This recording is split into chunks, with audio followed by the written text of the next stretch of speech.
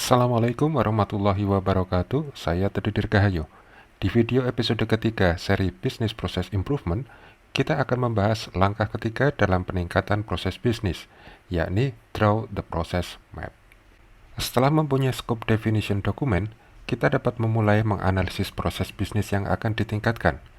Tetapi, bagaimana menggambarkan proses bisnis agar mudah dipahami? Untuk menjawabnya, kita perlu menggambarkan proses bisnis sebagai proses map dalam suatu diagram yang standar. Proses map adalah representasi visual sehimpunan aktivitas atau tugas yang saling terkait untuk mengantarkan luaran yang bernilai bagi customer atau klien.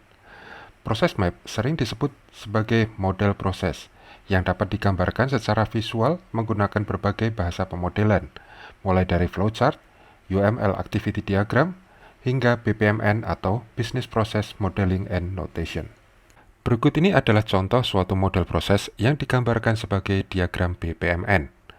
Diagram ini memodelkan proses pengiriman barang di suatu toko, sebut saja sebagai hardware retailer.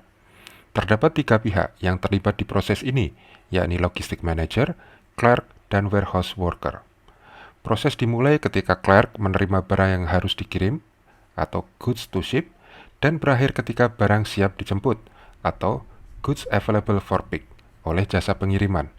Di antaranya terdapat sejumlah tugas atau task mengikuti alur tertentu, baik berurutan maupun bercabangan. Pada video ini, kita tidak akan mempelajari cara pemodelan proses bisnis dengan notasi pemodelan tertentu. Pemodelan dengan BPMN dapat dilihat pada video yang lain. Terdapat 2 level detail yang dapat kita pilih ketika menggambarkan suatu model proses bisnis, yakni low level dan high level. Low level atau detailed model biasanya digunakan sebagai panduan eksekusi proses bisnis.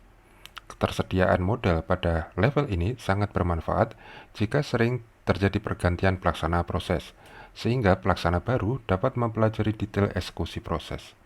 Selain itu, model ini biasa digunakan ketika proses merupakan subproses dari proses bisnis yang lain. Sementara itu, high level atau abstract model biasanya digunakan untuk pemahaman terhadap proses yang kompleks atau proses yang bisa sangat bervariasi. Model pada level ini biasanya mempunyai sejumlah subproses. Suatu proses map perlu disertai dengan detail dokumen yang berisi deskripsi naratif suatu proses map. Dokumen ini penting karena tidak semua orang mampu membaca representasi grafis dengan benar. Tabel ini merupakan contoh format detail dokumen untuk proses pada diagram BPMN sebelumnya. Tiap baris mendeskripsikan suatu aktivitas dalam proses bisnis.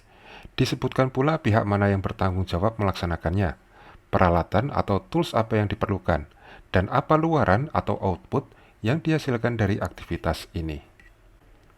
Itu tadi bahasan kita mengenai langkah ketiga dalam peningkatan proses bisnis. Pada episode berikutnya, kita akan membahas langkah keempat dan kelima, yakni estimate time and cost dan verify the process map. Sampai jumpa di video berikutnya. Wassalamualaikum warahmatullahi wabarakatuh.